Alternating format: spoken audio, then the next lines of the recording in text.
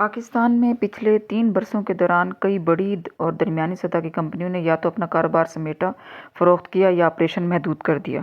اس کے پیچھے عام طور پہ کئی وجوہات بیان کی جاتی ہیں۔ کہا جا رہا ہے تقریباً 125 کمپنیاں اب تک پاکستان چھوڑ کر جا چکی ہیں۔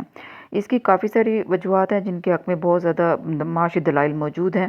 عام طور پہ جو سیاسی عدم استحکام سب سے بڑی وجہ کہا جاتا ہے، جو پولیٹیکل انسٹیبلٹی پاکستان میں ہے، یعنی بار بار حکومتوں کی تبدیلی، رجیم چینج ایک اس کی سب سے بڑی وجہ ہے، اور پولیٹیکل انریسٹ پوری پاکستان میں ہے۔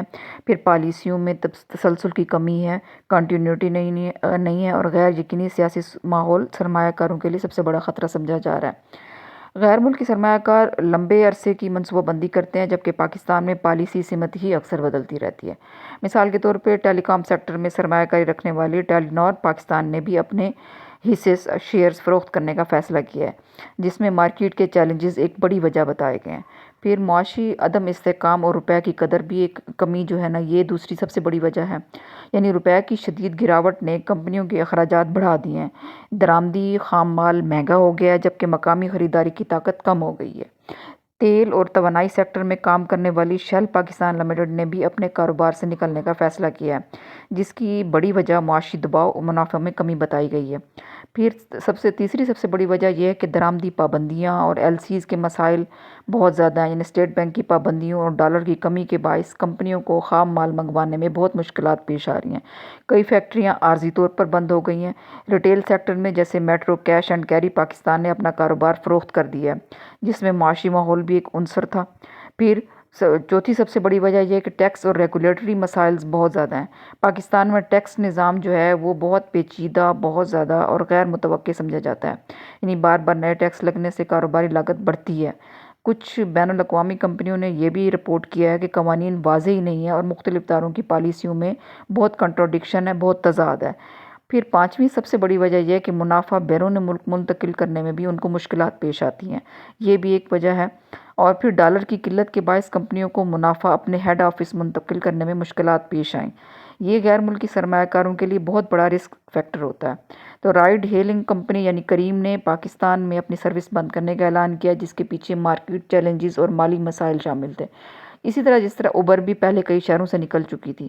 پھر چھٹی سب سے بڑی وجہ یہ ہے کہ پالیسی میں تسلسل نہیں ہے، یعنی سرمایہ کاروں کو ایک بڑا ڈر یہ بھی ہوتا ہے کہ حکومت بدلنے سے معاشی پالیسی بھی بدل جاتی ہے۔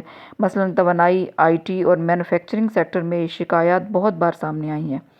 میں اس میں آپ کو واضح انداز میں 3 کیٹیگریز میں نام دے رہی ہوں۔ ویسے تو 125 کمپنیاں جو سب سے اہم نام ہے، بڑی معروف کمپنیاں جو پاکستان سے جا چکی ہیں، اوپر جو میں نے وجوہات بیان کی ہیں ان میں سے انہی وجوہات کی وجہ سے سب سے بڑا یہ ہے کہ شیل ہے، اس نے اپنے حصے فروخت کر دیے، اپنا کنٹرول منتقل کر دیا۔ پھر مائکروسافٹ ہے، یہ لوکل آپریشن اس نے بند کر دیا، اپنا اسٹرکچر بھی تبدیل کر دیا۔ پھر پی فائزر ہے، اس کے علاوہ پروکٹر اینڈ گیمبل ہے، پھر ایکسون موبل ہے، پیناسونک ہے، یہ بڑی کمپنیاں ہیں۔ اور لفتھانسا ہے، ڈیل ہے، نورٹل نیٹ ورک ہے، ٹلکارڈیا ہے، ہلیل بورٹن ہے، دوزان ہے، ایر مشرق بینک ہے، زیرات بینک ہے۔ ان میں سے کچھ نے تو مکمل چلی گئی ہیں، کچھ نے صرف دفاتر بند کیے ہیں۔ پھر دیگر غیر ملکی کمپنیوں میں بھی شامل ہیں، یعنی سرکاری لسٹ میں سینکڑوں نام ویسے تو ہیں، لیکن ان میں سے چند جو اہم نام ہیں وہ میں بتا دیتی ہوں، یعنی A B B sub stations A B, اور ایس نیلسن سپرس لمیٹڈ، ایگراک انٹرنیشنل پروجیکٹس لمیٹڈ، الفا لیبل Middle East Limited, American soya bean association, Astaldi S P A, B G P International یعنی China National Petroleum, اور Brother International Singapore, Cambridge Assessment Overseas Limited, اور China Datang Overseas Investment, اور China Metallurgical Construction Corporation, اور اس کے علاوہ Core Laboratory B V, اور کوٹیک Pakistan L L C, اور Dell Global B V, Doosan heavy industries and Lufthansa German airlines A G. یہ تمام کمپنیاں مختلف شعبوں یعنی engineering, consulting, oil and gas, technology, تعلیم وغیرہ سے منسلک تھیں۔ وہ کمپنیاں پھر اب آ جاتی ہیں جنہوں نے صرف بزنس بیچا یا اسٹرکچر تبدیل کیا۔ تو اس میں یہ ہے کہ ریجنل آفس بند کے، براہ راست آپریشن ختم کے، مثال کے طور پہ مقام شیل ہوگی، پروکٹر اینڈ گیمبل ہوگی، اور مائکروسافٹ ہوگی۔